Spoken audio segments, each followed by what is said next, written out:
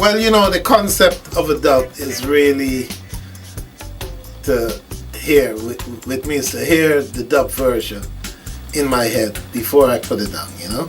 So I know exactly where I'm going, you know?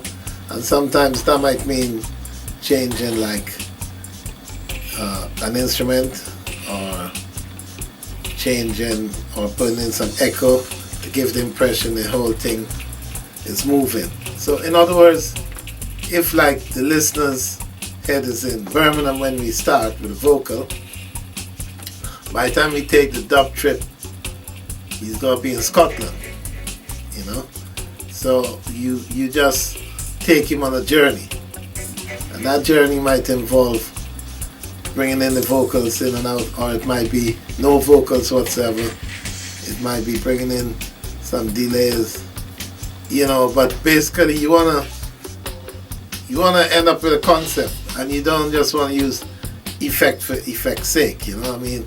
There's a whole heap of effects you could use, but you don't just want to end up just throwing in the whole kitchen and the kitchen sink. You want to use it in moderation. I mean, you could do a good dub with just basically echo and reverb. You don't need nothing else, you know. But you need to have some kind of concept to the whole thing. That's where the term method to the madness comes into play. Yeah, man. Well, you know, recording wise, the drums are probably the hardest thing to record, because ideally you want to get every part of the drum, but you want to get it in its own right. Like, you don't want to be turning up the snare and fine and like the hi-hat is all over it, or the kick drum is all over it. So you need individual control over each instrument, and that is where it's really difficult. That is where it comes down to mic placement, microphone type, EQ, and gates. And you know, for me, it depends on the song I'm going for, you know. Like, ideally, I'd like to take the drum kit on a whole. I know most rock engineers and most standard studios, they prefer a room with a high ceiling to get the drums. But from a reggae point of view, that never matters so much, because we don't really go for so much of cymbal sound.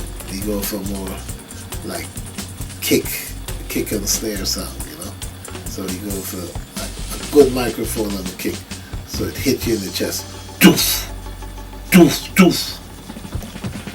And you know, depends on what type of song and what type of era you're going for. You might go for the kick, not just doof, but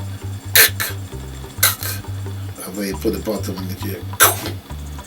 So you know, you get the top, mid, and bottom. So you get everything hitting in your chest. Yeah.